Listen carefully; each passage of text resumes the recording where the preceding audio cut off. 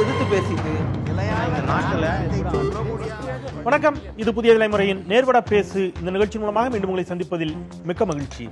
இன்றைய சிறப்பு நேர்பட பேசுவில் 2 அமர்வுகள். முதல் அமர்விற்கான விவாத பொருள் சிறை அதிகாரிகளுக்கு பெங்களூருவில் இருக்கக்கூடிய பரப்பன அக்ரஹாரா சிறையில் திருமதி வி.கே. சசிகலா அவர்கள் சொத்துக்குவிப்பு வழக்கில் தண்டனை பெற்று அங்கே இருக்கிறார். அங்கே சிறை அதிகாரிகளுக்கு அவர் லஞ்சம் கொடுத்ததாக ஒரு தகவல் வெளியாயிருக்கிறது. அந்த சிறைத்துறை, கர்நாடகத்தினுடைய காவல்துறை சிறைத்துறை டிஐஜி ரூபா இது குறித்து ஒரு அறிக்கையை அனுப்பியிருக்கிறார். அந்த அறிக்கை ஊடகங்களுக்கு கசிந்திருக்கிறது. அந்த இடத்திலிருந்து கடந்த 2 தினங்களாக அனைத்து ஊடகங்களும் இதை குறித்து பேசி வந்து கொண்டிருக்கக்கூடிய நிலை, சிறையிலும் லஞ்சமா அல்லது இது அங்கே இருக்கக்கூடிய கர்நாடக காவல்துறை அதிகாரிகளின் அதிகார போட்டியா என்ற தளத்தில் முதல் அமர்வை நாம் விவாதிக்க இருக்கின்றோம். 2வது அமர்வில் நம்முடைய விவாத பொருளாக நாம் எடுத்துக்கொண்டிருப்பது 6 வருடங்களுக்கு சேர்த்து அறிவிக்கப்பட்டிருக்கின்றன தமிழ்நாடு திரைப்பட துறைக்கான விருதுகள். அது நடிகரில் தொடங்கி கதாசிரியர், பாடலாசிரியர், இந்த மாதிரி பல்வேறு தளங்களிலும் 6 ஆண்டுகளுக்கான மொத்தமான விருதுகள் அறிவிக்கப்பட்டிருக்கின்றன. இந்த தாமதமான விருதுகளால் தகித்து கொண்டிருக்கின்றன. பல்வேறு விமர்சனங்கள், தகிக்கக்கூடிய விமர்சனங்கள் வந்து கொண்டிருக்கின்றன. இந்த தாமதிக்கப்பட்ட விருது அப்படிங்கிறது கலைஞர்களை பெரிய அளவில் உற்சாகப்படுத்துவது அப்படிங்கிறது சாத்தியமில்லாத ஒன்று என்ற கருத்து பதிவு செய்யப்பட்டு கொண்டிருக்கிறது. இந்த 2 தளங்களையும் விவாதிக்க இருக்கின்றோம். பயணிக்கலாம். முதல் அமர்வில் நம்மோடு அரங்கில் இணைகிறார்கள் திராவிட முன்னேற்றக் கழகத்தின் சார்பில் கான்ஸ்டன்டைன் ரவீந்திரன் அவர்கள், வணக்கம் சொல்லி வரவேற்கிறேன். தமிழக பாஜகவின் சார்பில் திரு நாராயணன் அவர்கள், வணக்கம் சொல்லி வரவேற்கிறேன். ஓய்வு பெற்ற காவல்துறை அதிகாரி திரு கருணாநிதி அவர்கள், அவருக்கும் என்னுடைய வணக்கம், வரவேற்கிறேன். திரு கே.சி. பழனிசாமி, அஇஅதிமுக புரட்சித் தலைவி அம்மா அணியின் சார்பில், ஓபிஎஸ் அணியின் சார்பில், அஇஅதிமுக அம்மா அணியின் சார்பில் திரு புகழேந்தி, கர்நாடக மாநிலத்திற்கான பொறுப்பாளர், அந்த அணியினுடைய செய்தி தொடர்பாளர், அவரும் நம்மோடு இணைகிறார். புகழேந்தி, உங்களுக்கும் வணக்கம். நம்ம நிகழ்ச்சிக்குள் பயணிக்கலாம். உங்களிடமிருந்து தொடங்கலாம் அப்படின்னு நினைக்கிறேன். திரு புகழேந்தி, இந்த குற்றச்சாட்டு மிக கடுமையாக இந்த விமர்சனம் வந்து கொண்டிருக்கிறது. சசிகலா அவர்கள் சிறைச்சாலையில் வசதிகளை பெற்றுக்கொள்வதற்காக, குறிப்பாக அவருக்குன்னு பிரத்யேக சமையல் அந்த மாதிரியான சில வசதிகளை, அங்கே இருக்கக்கூடிய டேர்ம்ஸ் அண்ட் கண்டிஷன்ல இல்லாத சில வசதிகளை பெறுவதற்காக 2 கோடி ரூபாய் லஞ்சம் கொடுக்கப்பட்டிருப்பதாக அங்கே இருக்கக்கூடிய காவல்துறை அதிகாரியை தெரிவித்திருக்கக்கூடிய அந்த குற்றச்சாட்டு, இங்கே இருக்கக்கூடிய திமுக உள்ளிட்ட எதிர்க்கட்சிகள் அதற்கு கடுமையான விமர்சனங்களை, எதிர்வினைகளை ஆற்றியிருக்கிறார்கள். சிறையிலும் கூட அந்த லஞ்சத்தை தொடர்கிறாரா என்பது போன்ற விமர்சனங்கள் வந்து கொண்டிருக்கின்றன. உங்களுடைய பார்வை, சிறையிலும் லஞ்சம் தொடர்கிறதா? புதிய தலைமுறைக்கு வணக்கம். நேர்பட பேசு. செந்தில், நீங்க முதல்ல என்ன சொன்னீங்கன்னு கேட்டீங்கன்னா, கசிந்திருக்கிறது 2 கோடி ரூபாய் விஷயம் என்று சொன்னீர்கள். ஆனால் அது கசிந்ததாக தெரியவில்லை. ரூபா என்கின்ற ஐஏஎஸ் அதிகாரி, டிஐஜி அவர்கள் பத்திரிகைக்கே பேட்டி கொடுத்திருக்கிறார்கள். உள்ளே சில வசதிகள் செய்து கொடுக்கப்பட்டிருக்கிறது. அதை விசாரணை செய்து வருகிறோம். அதே நேரத்தில் 2 கோடி ரூபாயை DGP, the number 1 officer in the prison, Director General of Police அவர்கள் பெற்றிருப்பதாக தெரிய வருகிறது, கொடுத்ததாக பேசப்பட்டு வருகிறது. ஆகவே இது விசாரணைக்கு உட்படுத்தப்பட வேண்டும் என்று கேட்டிருக்கிறார்கள். இது கசியப்படாமலே அவர்களே சொன்னது. ஆனால் நான் இங்கே குறிப்பிட விரும்புவதெல்லாம், எங்க எடுத்துட்டு போய் எங்க சார் 2 கோடி ரூபாய் கொடுக்கிறது? சொல்லுங்க, எங்க எடுத்துட்டு கொண்டு போய் எங்க கொடுக்கறது? இந்த ஜெயில் ரொம்ப பெருசு, 4000 கைதிகளை கொண்ட இடம் பெங்களூரில். இந்த இடத்துல நீங்க உள்ள போகணும்னா ஒரு என்ட்ரி போடணும். அந்த லெட்ஜர்ல என்ட்ரி இருக்கும். செல்லு கையில இருந்தா வாங்கிட்டு அதுக்கு ஒரு என்ட்ரி போடுவாங்க. இல்ல திரு புகழேந்தி, நீங்க இந்த வாதத்தை வைக்கிறதுனால நான் கேக்குறேன், 2 கோடி ரூபாய் கொடுத்தது சிறைக்குள் இருக்கக்கூடிய கைதிகளுக்கோ அல்லது சிறைக்குள் இருக்கக்கூடியவர்களுக்கோ அல்ல, அதிகாரிகளுக்கு தான். அதிகாரிகளுக்கு என்ட்ரி போட்டு சிறைக்குள்ள இருக்கக்கூடிய அதிகாரிகளை போய் சந்திச்சு கொடுக்கணுங்கிற கட்டாயம் இல்ல. டிஜிபி ஆஃப், நீங்க சொன்ன மாதிரி டிஜிபி ஆஃப் போலீஸுக்கு, கர்நாடகத்தினுடைய டிஜிபிக்கு கொடுத்திருக்காங்க அப்படின்னு சொன்னா டிஜிபி அலுவலகத்துக்கு கொண்டு போய் கொடுத்துடலாம். அதனால நீங்க சொல்லக்கூடிய இந்த வாதம் இதற்கு எப்படி பொருத்தமா இருக்கும்? இல்ல இல்ல, நீங்க அந்த வியூல வந்தா டிஜிபி மேல கம்ப்ளைண்ட் சொல்றது டிஜிபி கீழே இருக்க ஒரு போலீஸ் அதிகாரி. ஆனா டிஜிபி வாங்கிட்டார் அப்படின்னு ரூபா என்கின்ற ஐபிஎஸ் அதிகாரி டிஐஜி சொல்லவில்லை. வாங்க அது மாதிரி சொல்லப்படுகிறது, கேட்கப்படுகிறது என்று ஊடகங்களிலோ யாரோ ஒரு பொறுப்புள்ள அதிகாரி சொன்னால் அது எப்படி சரியான ஆதாரமாகும் என்பதை செத்தில் தான் விளக்கணும். 2 கோடி ரூபாய் கொடுத்தா 2 கோடி ரூபாய் கொடுக்கப்பட்டதா இல்லையா அப்படிங்கறத அது குறித்த விசாரணைக்கு உத்தரவிடப்பட்டிருக்கிறது. கர்நாடக அரசு உத்தரவிட்டிருக்கிறது. அந்த விசாரணையின் முடிவில் தெரிய வரும். ஆனா அவருக்கான சலுகைகள், டேர்ம்ஸ் அண்ட் கண்டிஷன்ல இல்லாத சலுகைகள் அவருக்கு கொடுக்கப்பட்டதா அப்படிங்கிற இடத்துல ரூபா தெளிவாக சொல்கிறார். அவருக்கு மட்டுமல்ல, உள்ள பல கைதிகள் போதைப் பொருட்களை எளிதாக கையாண்டு கொண்டிருப்பதையும், செல்போன் வச்சிருக்கிறாங்க, என்ன டேர்ம்ஸ் அண்ட் கண்டிஷன்ஸ்ல இல்லாத, சிறைத்துறை விதிகளில் இல்லாத பல சலுகைகள் அங்கே கொடுக்கப்பட்டு கொண்டிருப்பதை பார்க்க முடிந்தது அப்படின்னாங்க. இன்றைக்கு பல தொலைக்காட்சி ஊடகங்களில் வந்த செய்தி, அங்கே வேறொரு வழக்கில் கைது செய்யப்பட்டிருக்கக்கூடிய போலி முத்திரைத்தாள் வழக்கில் கைது செய்யப்பட்டிருக்கக்கூடிய ஒரு கைதிக்கு அங்கே கால் அமைக்கி விடுறதுக்கு ஆளு, மசாஜ் பண்றதுக்கு ஆளு, அதெல்லாம் ஒரு ஸ்டிங் ஆபரேஷன் மூலமாக அங்கே இருக்கக்கூடிய ஒரு தொலைக்காட்சி அது வெளியில் கொண்டு வந்தது. அதையும் பார்க்க முடிஞ்சது. அப்போ இந்த மாதிரியான சலுகைகள் அவருக்கு கிடைத்திருக்கிறதா இல்லையாங்கிறதான் கேள்வி. இந்த மாதிரியான சலுகைகள் பல சிறைச்சாலைகளிலே மிக பெரிதாக கிடைத்தது, அது நடந்தது, ஆதாரத்தோடு நிரூபிக்கப்பட்டது. ஒரு பெரிய ஹோட்டல் மாதிரி எல்லாம் மாத்தி சிறைச்சாலைகள் நடந்ததெல்லாம் நாம் அறிவோம். நீங்க பார்த்திருப்பீங்க, நான் இல்லைன்னு சொல்லல. ஆனால் இன்றைய தினம் நான் அதுக்குதான் அதை சொல்ல வந்தேன். இந்த சிறைச்சாலையில் உள்ளே செல்வதே கடினம், உள்ளே செல்வதற்கு அனுமதி பெற வேண்டும். என்ட்ரி, போட்டோ அத்தனையும் ஸ்கேன் பண்ணி எடுத்த பின்னாடி அந்த உள்ள போனீங்கன்னா, அதை தான் சொல்ல வந்த. முதல்ல இந்த செல்லெல்லாம் வாங்கிட்டு எங்களை உள்ள அனுப்பிச்ச பின்னாடி அவங்கள வர சொல்லி அவங்களோட நாங்க பேசிட்டு திரும்பி வர வரைக்கும் கேமரா மூவ்மெண்ட்ஸ் இருந்துகிட்டே இருக்கும். சரி, இது பேசுறது இந்த இந்த இந்த டாபிக்கும் நாங்க பேசுறதுக்கும் சம்பந்தம் இல்ல, விட்டுருங்க. ஆனா அங்க என்ன நடக்குதுன்னு கேட்டீங்கன்னா, 1/2 கிலோமீட்டர் தூரத்தில இருந்து கட்சியினுடைய பொதுச் செயலாளர் சின்னம்மா அவர்கள் அழைத்து வரப்படுவார்கள். இதை ஒரு எஸ்பி பொறுப்பேற்று, ஏன்னா வேற ஏதாவது ஆயிடக்கூடாதுன்னு அழைத்து வருவார்கள், அழைத்து போவார்கள். அந்த அழைத்து வருகின்ற நேரத்தில் இருந்து அழைத்து சென்று அந்த அறையிலே விடுகின்ற நேரம் வரை அத்தனையும் கேமரா ஃபுட்டேஜ், கேமராவிலே முழுவதுமாக பதிவு செய்யப்படும்.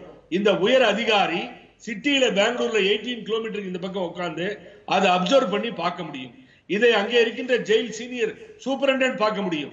ஒவ்வொரு வினாடியும் ரெக்கார்டு செய்யப்படுகிறது. அப்படி இருக்கும் பொழுது எப்படி என்ன ஸ்பெசிலிட்டிஸ் கொடுத்துட்டாங்க சார்? இல்ல, அதுதான் கேக்குறேன் புகழேந்தி. அதே அவ்வளவு பாதுகாப்பு இருக்கக்கூடிய அந்த சிறைச்சாலைக்குள்ளதான் கால் மசாஜ் வரைக்கும் மசாஜ் பண்றதுக்கான ஃபுட்டேஜஸ் எல்லாம் இன்னொரு ஊடகம் அந்த ஸ்டிங் ஆபரேஷன் வெளியில கொண்டு வந்ததையும் நம்ம பார்த்தோம்ல இன்னைக்கு. அப்படிங்கிற அது பரப்பன அக்ரஹாரா சிறையில் இருக்கக்கூடிய காட்சிகள் தான். அப்கோர்ஸ் சசிகலாவிற்காக இல்லை, வேறொரு வழக்கில் கைது செய்யப்பட்டு அங்கே தண்டனை பெற்று சிறையில் இருக்கக்கூடிய ஒருவருக்கு தான். ஆனாலும் அது அங்க நடக்குது இல்ல, அதை நம்ம பார்க்க முடியுது இல்ல. அப்ப அவர்களுக்கும் நீங்க சொன்ன இத்தனை கேமரா, இத்தனை விதிகளை தாண்டி தானே அந்த சலுகைகள் இங்கே கிடைத்திருக்கிறது. அப்போ அது எல்லோருக்கும் இருக்கிறது. பணத்தை கொடுத்தால் அந்த சலுகைகளை பெற்றுக்கொள்ள முடிகிறது அப்படிங்கறதா ரூபாவுடைய குற்றச்சாட்டு. நேற்றைய தினம் தனியார் தொலைக்காட்சி, கன்னட தொலைக்காட்சியில் நான் பேசும்பொழுது ஓய்வு பெற்ற அதிகாரி சங்கராம் சிங் அவர்கள் அங்கே சொல்லும் பொழுது குறிப்பிட்டார்கள், வெளியிலிருந்து என்ன பண்றானா, கிரிக்கெட் பால் உள்ளார அந்த கஞ்சாவை உள்ள போட்டு பால உள்ள எரியறானா. ஓபன் மைதானம் மாதிரி இருக்கு அந்த இடத்துல, 4000 ஏக்கர் பரப்பளவுல இருக்க இடத்துல அந்த பால் கீழே வந்த உடனே அது மூலியமா அங்க இருக்கின்ற பல கைதிகள், கொடுமையான கைதிகள், அந்த மாதிரி கைதிகள், பழக்கப்பட்ட ஜெயில இருக்க கைதிகள் அதை எடுத்துட்டு, குற்றவாளிகளா இருக்கக்கூடிய அவர்கள் அதை எடுத்துட்டு போய் நட்டோரியஸ் யூஸ் பண்ணிக்கிறான், அந்த மாதிரி எல்லாம் போகுதுன்னு ஒரு குற்றச்சாட்டை சொல்லியிருக்காரு. ஆனா என்ன பொறுத்த வரைக்கும் இப்ப தெளிவா சொல்றேன் உங்களுக்கு, நான் பார்த்த பின்னாடி, அம்மா உங்களுக்கு ஃபுட்டு வெளியில இருந்து கொண்டு வரலாமா, தயவு செஞ்சு நீங்க இப்ப இருக்கிறத வச்சு சாப்பிட முடியுதா அப்படின்னு சொல்லி நான் உங்கள்கிட்ட கேட்டேன். அவங்க என்கிட்ட பதில் சொன்னாங்க, பிரிசன் மேனுவல் எல்லாம் மீறி வயலேஷன் பண்ணி தப்பா எதையுமே பண்ண போக வேண்டாம் புகழேந்தி, அங்க இருக்க ஃபுட்டையே நான் சாப்பிடுறேன். அப்ப நீங்க ட்ரை பண்ணிருக்கீங்க சார்? நீங்க ட்ரை பண்ணிருக்கீங்க?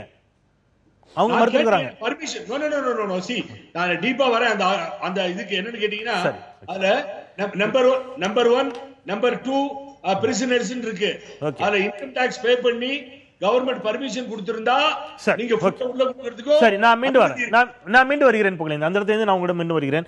திரு ரவீந்திரன், அடிப்படையில் இது பொதுவாக வழக்கமாக தொடர்ந்து அரசியலை அல்லது காவல்துறை தொடர்ந்த செய்திகளை தொடர்பான செய்திகளை அல்லது சிறைத்துறை தொடர்பான செய்திகளை பார்த்தோ அறிந்தோ வரக்கூடியவர்களுக்கு இது ஒரு பெரிய ஷாக்காக இருக்குமான்னு எனக்கு தெரியல.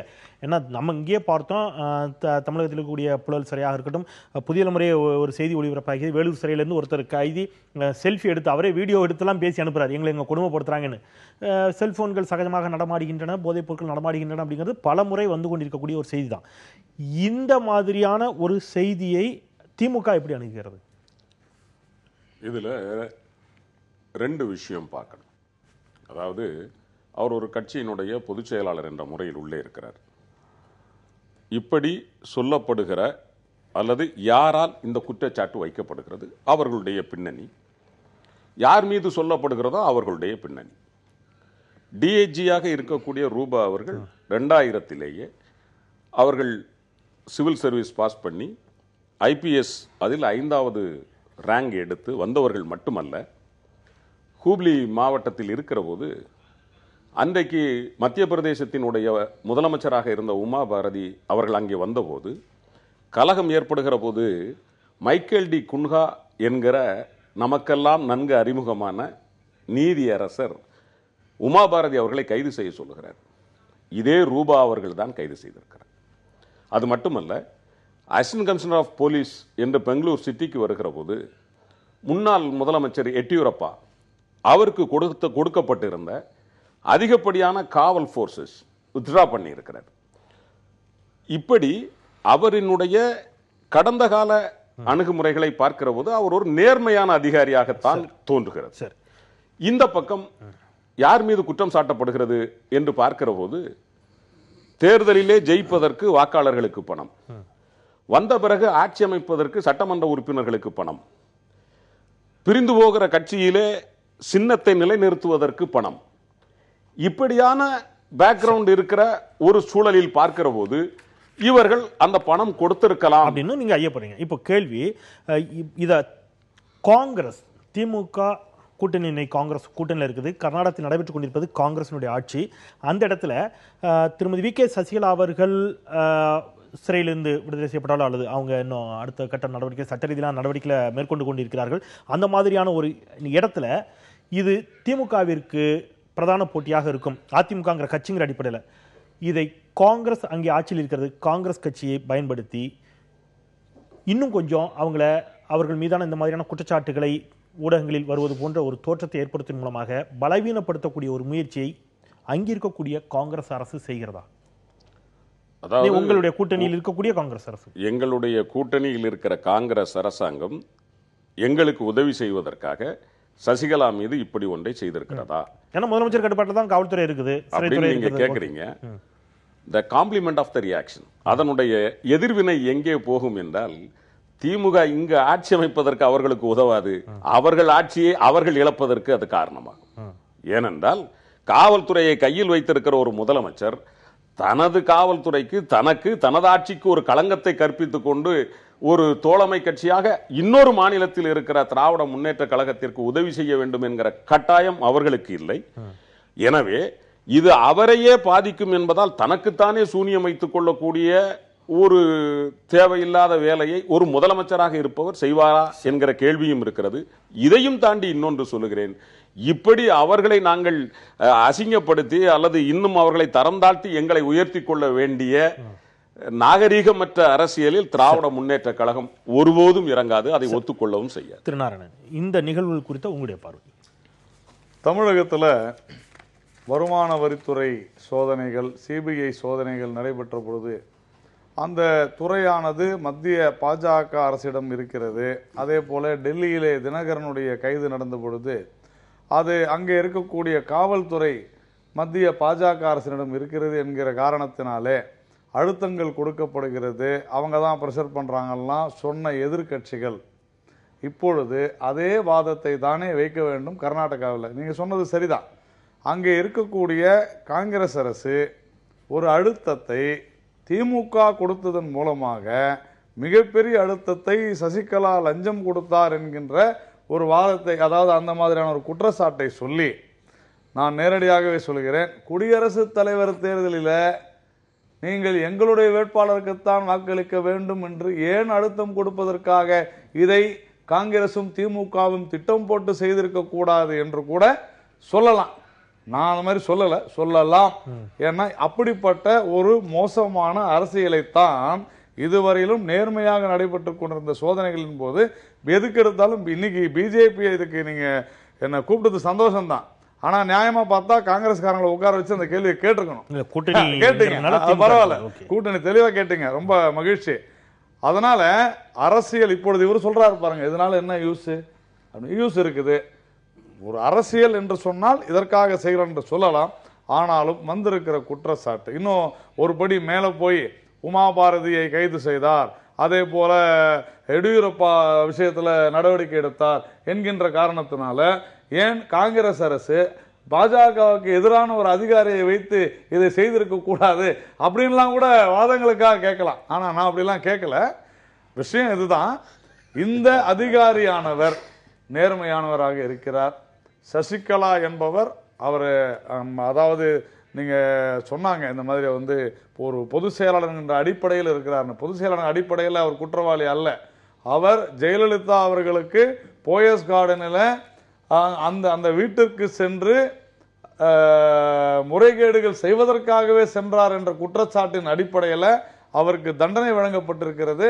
அவர் ஒரு குற்றவாளி. அந்த குற்றவாளி அங்கே சட்ட விரோதமான செயல்களை செய்திருக்கிறார் என்று 20 நாட்களுக்கு முன்னாலே பொறுப்பேற்றுக் கொண்டிருக்கிற ஒரு காவல்துறை அதிகாரி, சிறைத்துறை அதிகாரி மிக தெளிவாக ஒரு குற்றச்சாட்டை சொல்லி இருக்கிறார். அந்த குற்றச்சாட்டுக்கு அங்க இருக்கக்கூடிய காங்கிரஸ் அரசு விசாரணை வைக்கிறோம் என்று சொல்கிறார்கள்.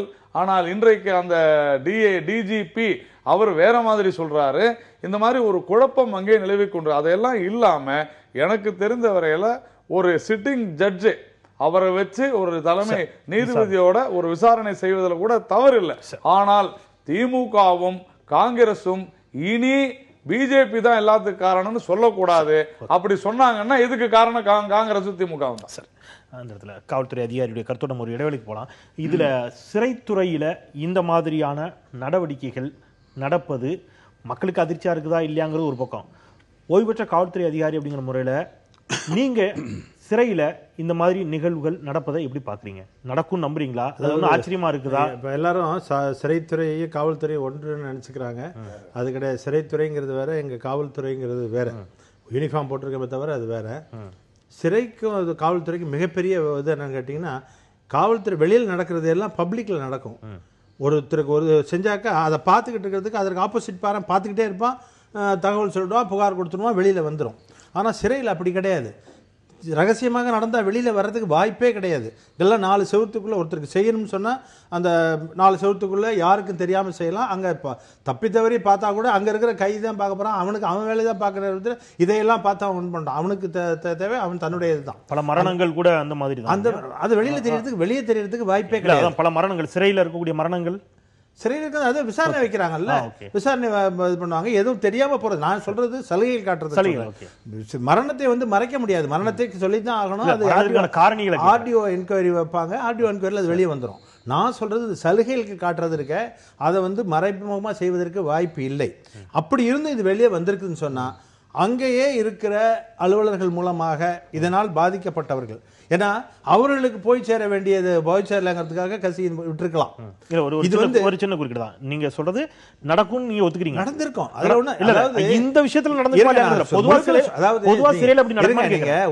ஒரு செய்தி சொல்லும்போது இடையே மறிச்சீங்கன்னா நான் என்ன கேக்குறேன், மீனிங் பாதிகா போய் நீங்க அதே கண்டினியூ. நான் எதுக்காக நான் சொல்றேங்கிறது, பொதுவா சிறைத்துறையில சிறைச்சாலையில இந்த மாதிரி பணத்தை கொடுத்து சலுகைகளை பெற முடியுமான்னு நான் கேட்கிறேன். வாய்ப்பு இருக்கிறது. அதுதான் எல்லாருமே, அதாவது சிறைத்துறையில் இருக்கிறவங்க எல்லாருமே நேர்மையானவர்கள், எல்லாருமே நேர்மையற்றவர்கள் சொல்ல முடியாது.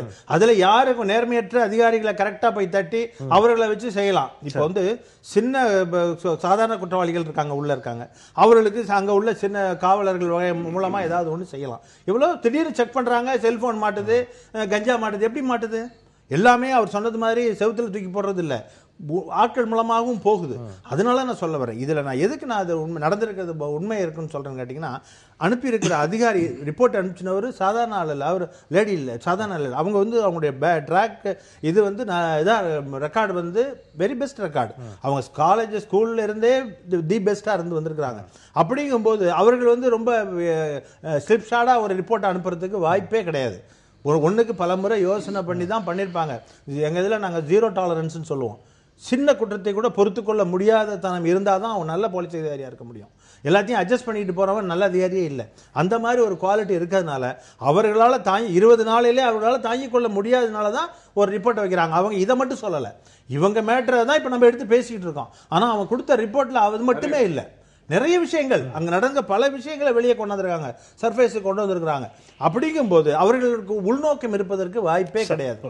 உள்நோக்கத்தை கற்பிக்க முடியாது, அரசியல் பின்னணி அதுக்குதுன்னு சொல்ல முடியாது. அந்த இடத்துல எடுத்துக்கலாம். ஆனால் அரசியல் பின்னணி அப்படிங்கிற உள்நோக்கத்தை கற்பிக்க முடியாது. அப்படிங்க அதிகார போட்டியா அப்படிங்கிற கேள்வியை முன்வைத்திருக்கிறோம் நாம. ஒரு சிறிய இடைவேளைக்கு பிறகு உங்களுடைய கருத்தை நான் இப்போ போனால் நான் பாதியிலே குறிப்பிட வேண்டியிருக்கோம். இடைவேளைக்கான நேரம் வந்துடுச்சு. ஒரு சிறிய இடைவேளைக்கு பிறகு அஇஅதிமுக புரட்சித் தலைவி அம்மானியினுடைய கருத்துக்களை கேட்டறியலாம். இணைந்திருங்கள். ஒரு சிறிய இடைவேளை. நேர்பட பேசலாம். மீண்டும் வரவேற்கிறேன். பரப்பன அக்ரஹாரா சிறையில் இருக்கக்கூடிய திருமதி வி.கே. சசிகலா அவர்களுக்கு சலுகைகள் வழங்கப்பட்டிருக்கிறது என்றும் அதற்காக 2 கோடி ரூபாய் அளவிற்கு லஞ்சம் கொடுக்கப்பட்டது என்றும் வந்திருக்கக்கூடிய தகவல், அது தொடர்பாக விவாதித்துக் கொண்டிருக்கிறோம். திரு கேசிபி, இந்த இடத்துல உங்களுடைய அணியின் சார்பாக இந்த நடைபெற்றுக் கொண்டிருக்கக்கூடிய இந்த நிகழ்வுகளை நீங்க எப்படி பார்க்குறீங்க? இல்லை, அவங்க திருமதி சசிகலா அவர்களுக்கு எந்த வகையான உணவு கொடுத்தாங்க அப்படிங்கிறதுல எங்களுக்கு அதில் ஒன்றும் இது இல்லை. அது வந்து அவங்களுடைய தனிப்பட்ட பிரச்சனை. திரு புகழேந்தி அவர்கள் சொன்னது போல அவர்கள் அண்ணா திராவிட முன்னேற்ற கழகத்தின் பொதுச் செயலாளர் அப்படிங்கிற போர்வையை வச்சுக்கிட்டு இந்த இயக்கத்துக்கு ஒரு மிகப்பெரிய ஒரு கெட்ட பேரை கொண்டு வந்துகிட்டு இருக்கிறாங்க. எங்கே போனாலும் லஞ்சம், வாக்காளர்களுக்கு லஞ்சம், சட்டமன்ற உறுப்பினர்களுக்கு லஞ்சம், தேர்தல் ஆணையத்துக்கு லஞ்சம். இப்போ இது வந்து இந்த இயக்கத்துக்கு வந்து ஒரு கெட்ட பேரை கொண்டு வருது. புரட்சித் தலைவர் எம்ஜிஆர் காலத்திலிருந்து இந்த இயக்கத்தில் ஒரு கட்டுப்பாடு உண்டு. ஒருத்தர் கன்விக்ட் ஆனாங்கன்னா அவங்க அடிப்படை உறுப்பினர்கள் இருந்து நீக்கிடுவாங்க. ஜெயலலிதா நீக்கப்பட்டார் அந்த மாதிரி இல்ல அதாவது இதை நம்ம பலமுறை விவாதிச்சிருக்கிறோம். ஃபைனாலிட்டி வரணும். அதாவது உச்ச நீதிமன்றத்தால அந்த ஃபைனாலிட்டி அவங்க வந்து இன்னைக்கு இல்ல இருந்தாலும் அவங்களுக்கும் கட்சிக்கும் சம்பந்தம் இல்ல, இனிமேல் நாங்க போட்டோ எல்லாம் பயன்படுத்த மாட்டோம்னு சொல்லலாமே. இல்ல, போட்டோ பயன்படுத்துறது அல்ல. இன்றைக்கு அவர்கள் பொதுச் செயலாளராக இருக்கக்கூடாதுன்னு சொல்றோம். இன்றைக்கு அவர்கள் பொதுச் செயலாளராக இருக்கக்கூடாது. அதனால அவர்கள் குறைந்தபட்சம் இந்த பொதுச் செயலாளர் பதவியை ராஜினாமா செய்தால் மேற்கொண்டு ஏன் இந்த விஷயம் இன்னைக்கு இவ்வளவு இந்திய அளவில் இப்போ நேற்று இங்கிலீஷ் சேனல் எல்லாமே இதை எடுத்தாங்க, இந்தியா முழுக்க எல்லா ஊடகங்கள்லையும் இது இன்னைக்கு எடுத்துக்கிட்டு இருக்கிறாங்க. இது எல்லாரும் விவாதத்தில் சொன்ன மாதிரி அந்த சிறை அதிகாரி டிஐஜி ரூபா அவங்க ஐபிஎஸ் அவங்க அனுப்பிச்சது நிறைய பேரை பற்றி அனுப்பிச்சிருக்கிறாங்க. ஆனா அகில இந்திய அளவில் பேசக்கூடிய விஷயம் அப்படிங்கிறது திருமதி சசிகலா அவர்களை பற்றி மட்டுமே அதிகமாக பேசப்படுகிறது. அதுக்கு காரணம் என்ன? அது இயல்பானதா அல்லது திட்டமிடப்பட்டதா? இல்ல, அதாவது இயல்பானதுன்னா ரெண்டு. ஒன்னு, இவங்க வந்து எங்க போனாலும் இவங்க எங்க போறாங்களோ அங்க இந்த லஞ்சம் குற்றச்சாட்டுகள் அப்படிங்கிறது அவங்களோடவே. நான் இதை எப்படி எடுத்துக்கிறேன், திருமதி வி.கே. சசிகலா அவர்கள் சலுகைகள் வந்து பெற்றிருக்கிறார் அல்லது சலுகைகள் இல்லாமல் அவரால் அங்க சிரமப்பட்டிருக்கிறாரு அல்லது காசு கொடுத்து சலுகைகளை பெற்றிருக்கிறாருன்னு எடுத்துக்கிட்டா, அவர் இதுக்கு முன்னாடி செல்வி ஜெயலலிதா அவர்களோடும் சிறையில் இருந்தார், இதே பரப்பன அக்ரஹாரா சிறையில். அப்பவும் இதே மாதிரி சலுகைகளை பெற்றிருப்பார். அல்லது அவர் பாயிண்ட் ஆஃப் வியூல அவர் தன்னை விட அதிகமாக நேசிப்பதாக சொல்கின்ற செல்வி ஜெயலலிதா அவர்களுக்கு அந்த சலுகைகளை பெற்றுக் கொடுத்திருப்பார். இதே மாதிரி பணம் கொடுக்கப்பட்டிருக்கும். இவருக்கே 2 கோடி ரூபாய்னா செல்வி ஜெயலலிதா அவர்களுக்கு எவ்வளவுன்னு தெரியல. அப்படி எடுத்துக்கிட்டா அன்றைக்கு இந்த விஷயம்லாம் வெளியில வரவே இல்லையே. இல்ல, நான் வந்து ஆரம்பத்துல சொன்ன கருத்தை நீங்க திருச்சி உங்க கருத்தை என்கிட்ட திணிக்காது. இல்ல, நான் சொன்னதே என்னன்னா, ஒரு 62 வயசானவங்க ஒரு பெண்மணி அவர்களுடைய உடல்நிலையை கருத்துல கருதி கூட அதே மாதிரி ஒரு உணவு விஷயத்துல வந்து அவங்க எந்த மாதிரியான நிலைப்பாடுகள் அவங்க எடுக்கிறாங்க, இத பத்தி நாங்க வந்து பெருசா எங்களுக்கு ஒரு கருத்து இல்ல. எங்களுடைய கவலை எல்லாம் எங்களது கவலை எல்லாம் அனைத்து இந்திய அண்ணா திராவிட முன்னேற்ற கழகம் என்ற ஒரு மாபெரும் இயக்கத்தின் பொதுச் செயலாளராக இருந்து கொண்டு இந்த இயக்கத்தை அவர்கள் களங்கப்படுத்த கூடாது. இது ஒண்ணு. ரெண்டாவது, உள்ளுக்குள்ள வந்து அந்த உணவு வழங்குறது அது வந்து சிறையினுடைய அந்த சீர்திருத்தங்கள்ல வரக்கூடியது. அது கர்நாடகாவில் மட்டும் இல்ல, அகில இந்திய அளவுல வந்து இதுல பாம்பேல வந்து அவர் ஆக்டருக்கு இதே குற்றச்சாட்டு எழுந்தது. அகில இந்திய அளவில் இது மாதிரியான பல குற்றச்சாட்டுகள் வந்து எழுதுறதுக்கு அது வந்து ஒரு சிறையினுடைய சீர்திருத்தங்கள்ல போயிடும். இங்க என்ன குற்றச்சாட்டுனா 2 கோடி ரூபாய் லஞ்சம் வழங்கப்பட்டிருக்குதுன்னு. அது திரு புகழேந்தி அவர்கள் சொல்றாங்க அந்த லஞ்சம் வந்து ஜெயிலுக்குள்ள அவங்க எப்படி எடுத்துக்கொண்டு போய் கொடுக்க முடியும்.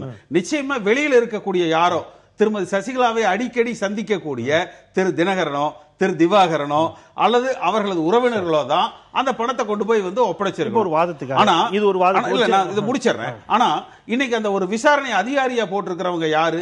அந்த சிறைங்கிறது உள்துறையில வருது. அந்த உள்துறை முதலமைச்சர்கிட்ட இருக்குது. அந்த முதலமைச்சர் எந்த ஒரு துறையில வருதோ அந்த துறையினுடைய அதை நிர்வகிக்க வேண்டிய ஒரு துறையினுடைய உள்துறை செயலாளரையே இன்றைக்கு அதை விசாரிக்க சொல்லுகிற பொழுது நிச்சயமாக இதனுடைய உண்மைகள் வெளி வராது. சரி, இப்ப என்னுடைய கேள்வி, இது ஏன் எதிர்க்கட்சியினுடைய திட்டமிட்ட சதியா இருக்கக்கூடாது? ஏன்னா செல்வி ஜெயலலிதா அவர்கள் மீது தொடரப்பட்ட வழக்கு, இப்ப திருமதி வி கே சசிகலா அவர்கள் உள்ள இருக்கிறதே எதிர்க்கட்சியினுடைய திட்டமிட்ட சதியால் தொடரப்பட்ட வழக்கு தானே? அப்படிதான் நீங்க சொல்லிட்டு இருக்கீங்க. இல்ல, அதாவது அவருக்கு தனியா வழக்கு தொடரல இல்ல. இது உங்களுடைய வார்த்தையில இன்னும் தெளிவா சொன்னா, இது திமுக காழ்ப்புணர்ச்சியின் காரணமாக தொடுத்த பொய் வழக்கு. அந்த பொய் வழக்கில் திருமதி வி கே சசிகலா அவர்கள் உள்ளே இருக்கிறார். அப்போ இதுவும் ஏன் பொய்யா இருக்கக்கூடாது? இல்ல, நம்ம வந்து இப்ப விவாதிக்கிறது வந்து வழக்கு பத்தி இல்ல. நான் வந்து சப்ஜெக்ட், நான் வந்து எப்பவுமே அன்ரிலேட்டடா பேச மாட்டேன். நான் வந்து சப்ஜெக்டுக்குள்ள மட்டும் தான் பேசுறேன். நம்மளுடைய விவாத பொருள் நான் பண்ணலாம். நீங்க கேட்கக்கூடிய அத்தனை கேள்விக்கு நான் பதில் சொல்றேன். இன்னும் அடுத்து இருக்கிற 1 hour நீங்க எக்ஸ்டெண்ட் பண்ணி பண்றதுனா என்ன வேணாலும் கேளுங்க, நான் பதில் சொல்றேன். என்ன கேக்குறேன்னா இல்ல, நான் என்ன கேக்குறேன்னா விவாதத்தினுடைய பொருள் திருமதி சசிகலா அவர்கள் லஞ்சம் கொடுத்தாரா இல்லையா, அதை நீங்க நம்புறீங்களான்னு கேக்குறேன். ஏலியே நீங்க சொன்னீங்கல்ல வெளியில இருக்கக்கூடியவர்கள் மூலமாக கொடுக்கப்பட்டிருக்கலாம் சொல்றீங்க இல்லையா? திரு புகழேந்தி அவர்கள் என்ன சொல்றாருன்னா, சிறைக்குள்ள கேமரா இருக்குது, செல்போன் கூட எடுத்துட்டு போக முடியாது, அதான் அவங்க உள்ள கொண்டு போய் கொடுக்கிறதுக்கு சாத்தியம் இல்ல அப்படின்னு சொல்லி சொன்னாங்க. வெளியில இருந்து அவருக்கு பதில் சொல்ற விதமா நான் சொல்றது என்னன்னா, வெளியில இருந்து வேணாலும் அது வந்து ஆபரேட் பண்ணிருக்கலாம் அப்படிங்கறது. ஆனால் இது பற்றி ஒரு விசாரணை நடத்தப்பட வேண்டும். அதே மாதிரி உச்சநீதிமன்றத்தில் இன்னைக்கு அவங்களுடைய ஒரு ரிவ்யூ மனு, மறுசீராய்வு மனு வந்து இன்னைக்கு உச்சநீதிமன்றத்தில் வந்து பெண்டிங்ல இருக்கு. அப்போ இதை உச்சநீதிமன்றமே கூட சூமோட்டோ எடுக்கலாம், அல்லது யாராவது ஒரு பப்ளிக் இன்ட்ரெஸ்ட் லிட்டிகேஷன் வந்து போடலாம், போட்டு இதை விசாரிக்க சொல்லலாம். அல்லது இப்படி ஒரு செய்தி வர்றதுனால அவங்களுடைய அந்த சீராய்வு மனு உன்னுடைய முடிவுகளில் இது வந்து ஒரு பாதிப்புகளை ஏற்படுத்தலாம். சரியான புள்ளி நிக்கிறீங்க நீங்க. அந்த சீராய்வு மனுவில் ஒரு தாக்கத்தை ஏற்படுத்த வேண்டும் என்பதற்காகவே இந்த மாதிரியான தகவல்கள் ஏன் கசியவிடப்பட்டிருக்க கூடாது? இது உண்மையா போய் நீதி விசாரணை வந்ததுக்கு அப்புறம் தான் தெரியும். ஆனா அதுக்கு முன்னாடி ஒரு இமேஜ் அசாசினேஷன் இருக்குதுல்ல, ஒரு இமேஜை வந்து ஸ்பாயில் பண்றது, அதற்கான முயற்சியா இது ஏன் இருக்கக்கூடாது? இது வந்து தனிப்பட்ட திருமதி சசிகலா அவர்களை அவர்களது கருத்துக்களை பிரதிபலிக்க திரு புகழேந்தி அவர்கள் இருக்கிறார். நான் வந்து அண்ணா திராவிட முன்னேற்ற கழகத்தை பாதுகாக்க வேண்டியது, அந்த இயக்கத்திற்கு ஒரு களங்கம் ஏற்படாமல் இருப்பதற்காக நாங்கள் கேட்டுக்கொள்வதெல்லாம் திருமதி சசிகலா அவர்கள், திரு புகழேந்தி அவர்கள் இன்றைக்காவது இந்த நிகழ்ச்சியை பார்த்து விட்டாவது திருமதி சசிகலா அவர்களிடத்திலே பேசி இந்த பொதுச் செயலாளர் பதவியை ராஜினாமா செய்ய வைத்தால் அவர் மேல இருக்கிற இந்த மீடியா அட்டென்ஷனே குறையும். அவர் மேல இருக்கக்கூடிய இந்த மீடியா அட்டென்ஷனே வந்து குறையும். மேற்கொண்டு அவருக்கும் சிரமம் ஏற்படாமல் இருக்கும், இந்த இயக்கத்துக்கு களங்கம் ஏற்படாமல் இருக்கும். பொதுச் செயலாளர் அந்தஸ்துல இருக்கிறதுனால தான் திரு ஓபிஎஸ் அவர்களுக்கான அட்டென்ஷன்லாம் இருக்குதா என்ன? மேபி கட்சியில அப்படி இல்ல. இன்னைக்கு ஏன் வந்து இதே வந்து அந்த டெல்லி அவர் மேலேயே அவங்க குற்றச்சாட்டு சொல்லி இருக்கிறாங்க. சஞ்சய் தத் வந்து பாம்பேல வந்து அவர் மேல சொன்னாங்க. அப்ப அன்னைக்கு வந்து ஊடகங்கள் இது வந்து பெருசா விவாதிக்கப்படல. அப்ப இதனுடைய இந்த அரசியல் அந்த பொதுச் செயலாளர்ங்கிறது மட்டும்தான் இது வந்து இவ்வளவு பெரிய அட்ராக்ஷன் அவங்களுக்கு கொண்டு வரும். நான் புகழேந்தி அவருடைய கருத்து கேட்டு வரலாம். திரு புகழேந்தி அவர் சில கருத்துக்களை பதிவு செய்திருக்கிறார். கேசிபி இந்த இடத்துல வெளியிலிருந்து யாராவது அதை செய்திருக்க கூடும், நீதி விசாரணையில் தான் முடிவு வரணும் அப்படிங்கிறாரு. ஓய்வு பெற்ற காவல்துறை அதிகாரி கருணாநிதி சொல்றாரு, அப்படிலாம் அதிர்ச்சியெல்லாம் அடைய வேண்டாம், அதற்கான வாய்ப்புகள் இருக்குது, எல்லா அதிகாரிகளும் நேர்மையானவர்களாக இருப்பதற்கான சாத்தியக்கூறுகள் இல்லை, பணத்திற்காகவோ அல்லது பொருளுக்காகவோ இந்த மாதிரியான ஒரு சில அதிகாரிகள் இருந்தால் அவர்களை மிஸ்கைட் பண்ணுவதற்கான வாய்ப்பு இருக்குது, சிறையில் அந்த மாதிரியான செயல்கள் நடக்கத்தான் செய்யுது அப்படிங்கிறாரு. உங்களுடைய பார்வை சார்? மிஸ்டர் கேசி பழனிசாமி வந்து குற்றச்சாட்டை சொன்னார்கள்.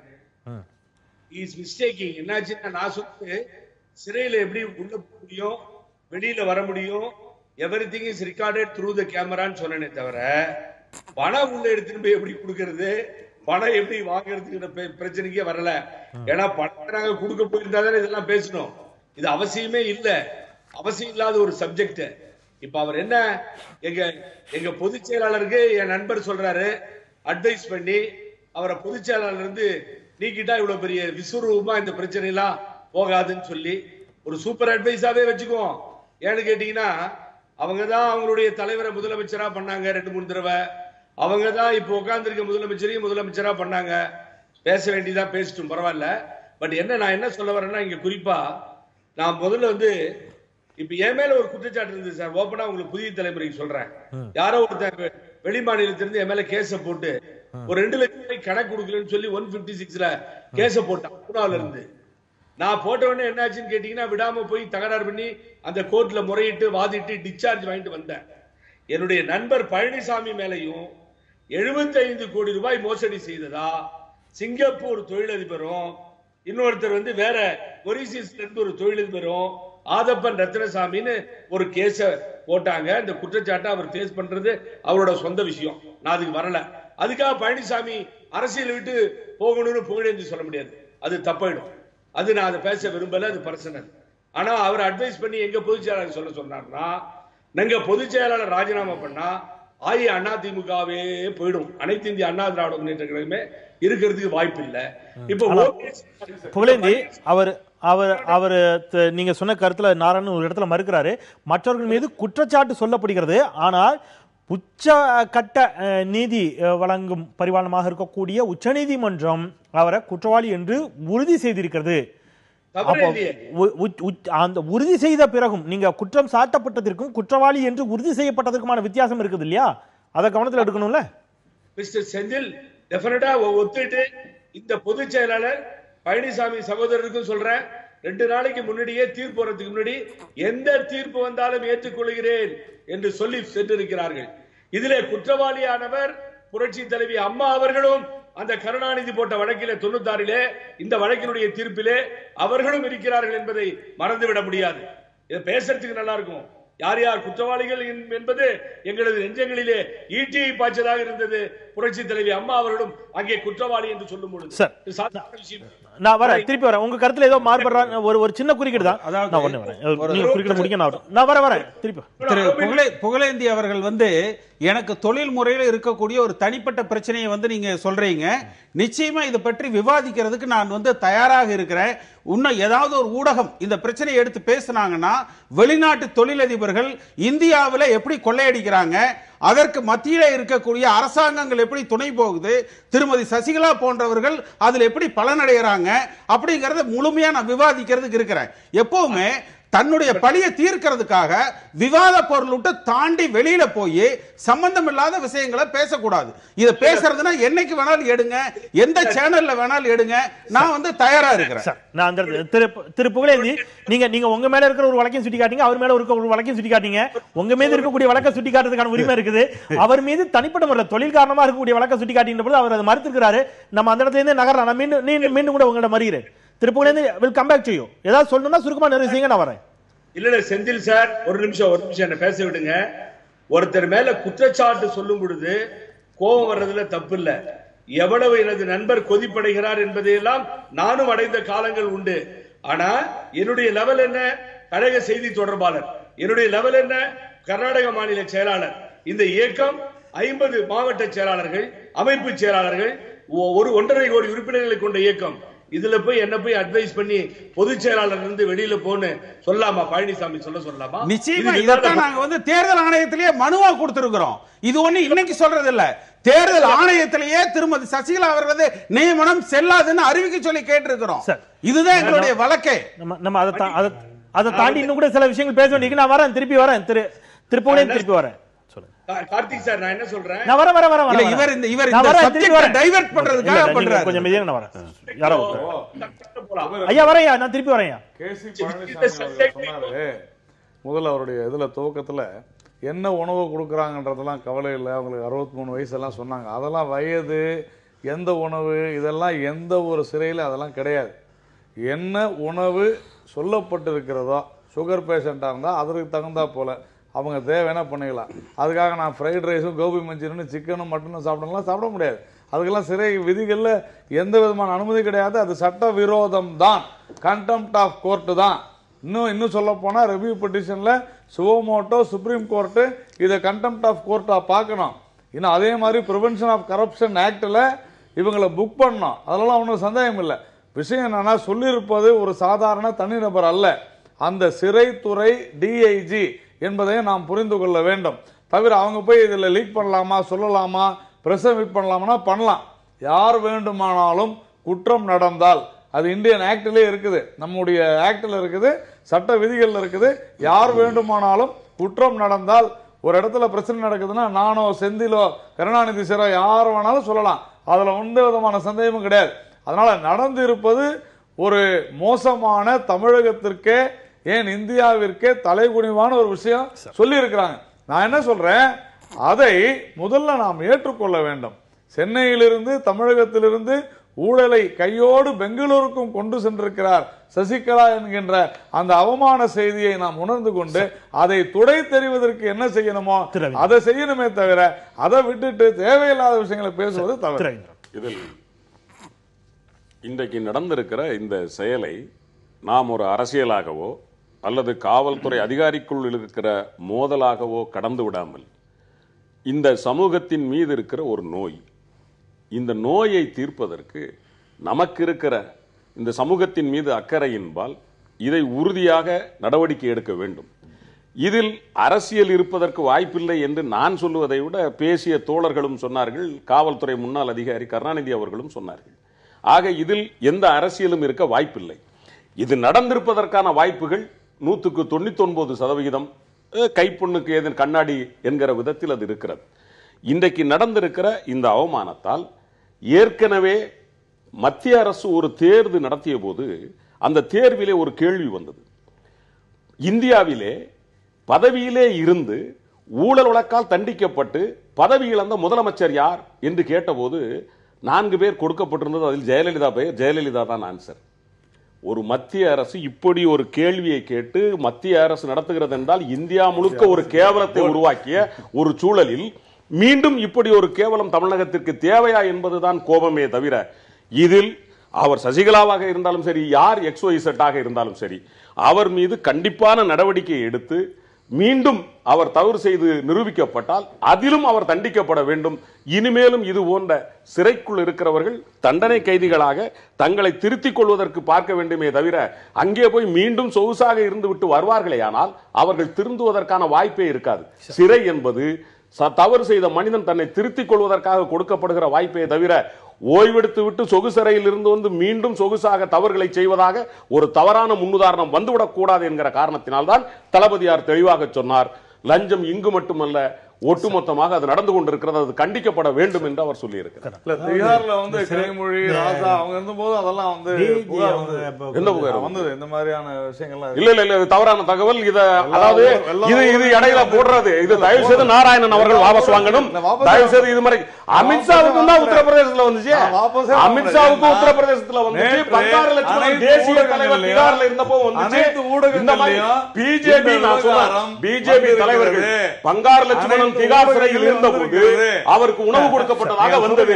அமித்ஷா மீது வந்தது. நான் எதற்காக பேசவில்லை என்றால், வந்தது நாராயணன் கூட. நான் ஒன்று சொல்கிறேன், நண்பர் நாராயணன் கூட ஊழல் செய்ததாக ஒருவர் சொல்லலாம், அதை நான் பேசக்கூடாது. ஏனென்றால் நான் எதற்காக சொல்கிறேன் என்றால், ஒரு பொது வாழ்க்கைக்கு வந்த பிறகு யாரை பற்றி யார் வேண்டும் என்றாலும் பேசலாம். தவறான ஒரு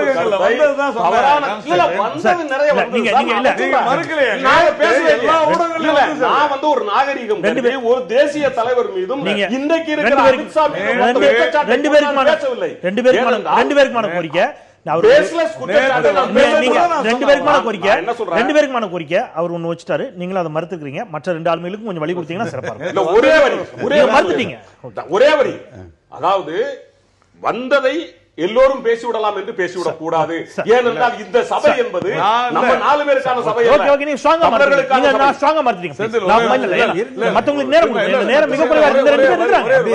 ஒரு நான் என்னுடைய இதுவா நான் சொல்லல, நேத்து அனைத்து ஊடகங்கள்லயும் சரி, இதை ஓகே, போட்டதுனால ஓகே, ஓகே, ஓகே. அதிலே நம்ம ஸ்டிக் ஆன் பண்ணி நிக்க முடியாது. அடுத்த கட்டத்துல அதாவது இந்த டிஐஜி அவர்களை பத்தி சொல்லும்போது ஏதோ அவர் வரம்பு மீறி செயல்பட்டது மாதிரி சொல்றாங்க, பத்திரிகைக்கு பேட்டி கொடுத்துக்க கூடாது அப்படின்னு சொல்றாங்க.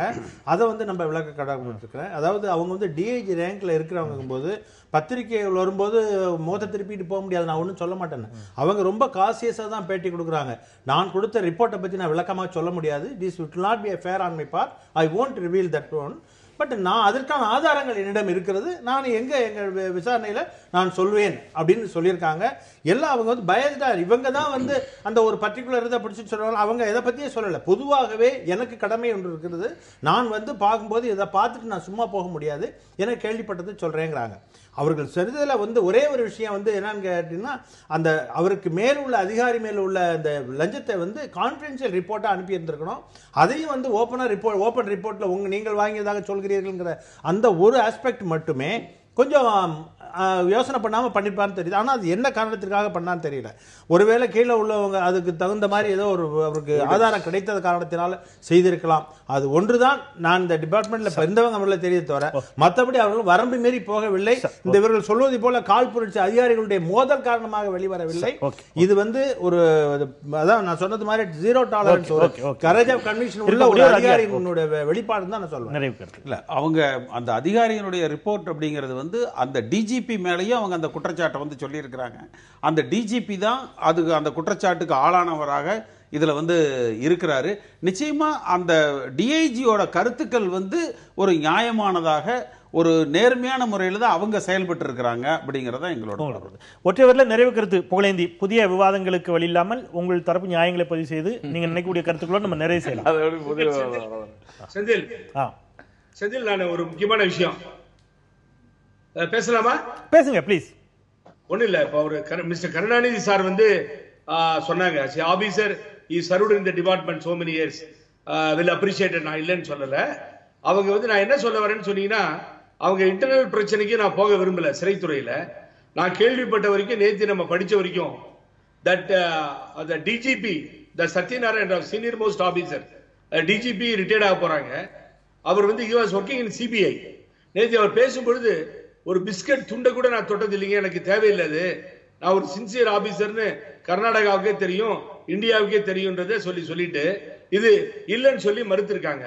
நான் ரூபா டிஐஜி மேல என்ன சொல்ல வரேன்னு சொன்னா, இந்த ரூபா டிஐஜிக்கு இதே டிஜிபி சத்யநாராயண ராவ் சார் வந்து ஒரு 10 நாளைக்கு முன்னாடி சீஃப் மினிஸ்டருடைய மீட்டிங்ல இவங்க அட்டெண்ட் பண்ணல அப்படிங்கிறதுக்கு ஒரு மெமோ கொடுத்திருக்காரு. அது ஒண்ணு. இது வந்து நான் குற்றச்சாட்டா இங்க பதிவு செய்யல, அங்க இருக்க விஷயத்தை என்னன்னு தெளிவுபடுத்துறேன். ரெண்டாவது விஷயம் என்னன்னு கேட்டீங்கன்னா, கருணாநிதி சார் எனக்கு கிளியரா பதில் சொல்லணும். when the police come to know something about the police officers, அதை எப்படி நீங்க ரிப்போர்ட் பண்ண முடியும் செய்தித்தாளுக்கு?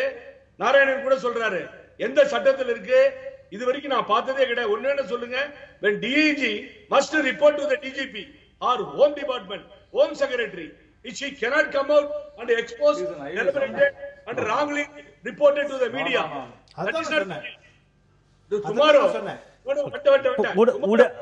ஊடகங்களிடம் அவர் ஃப்ரீக்வெண்டா அவர் ஊடகங்களிடம் பேசக்கூடாது என்று அந்த மாநில அரசும் கூட அறிவுறுத்தியிருக்கிறது. புகழேந்தி, அவர் ஊடகங்களிடம் எவ்வாறு அதை சொல்லலாம் அப்படிங்கிற கேள்வி நீங்க வச்சிருக்கீங்க. I will complete one second, Mr. Karnanidhi sir. இப்போ பழனிசாமி சார் வந்து சொன்னாங்க, வந்து ஃபுட் வந்து ஹியூமன் பீயிங் அடிப்படையிலன்னு சொல்லி 455ல ஆந்திராவில் வந்து ஃபுட்டை சமைச்சிக்கலாம், நக்சலைட்ஸ்க்குன்னு ஒரு சிறைத்துறையில ஒரு விதி இருக்கு, இது மாதிரி இருக்கு. ஆகவே நம்பர் 1 பிரிசனர், நம்பர் 2 பிரிசனர் எந்த இடத்துல இருக்கும்னு சொல்லி நம்ம டீப்பா போகல. என்ன சொல்ல வரேன்னு சொன்னீங்கன்னா, நாளைக்கு ரூபா இத வந்து ப்ரூவ் பண்ணலனா 200ல போய் மாநில லிஸ்ட் வடக்க டிஜிபியும் போட முடியும், அங்கே உள்ள இருக்க பொதுச் செயலாளர் போட முடியும். அது நீதி விசாரணையினுடைய நிறைவில் அது தெரிய வரும். நேரம் கடந்துச்சு. நன்றி புகழேந்தி. நீதி விசாரணையுடைய முடிவில் அதெல்லாம் தெரிய வரும்.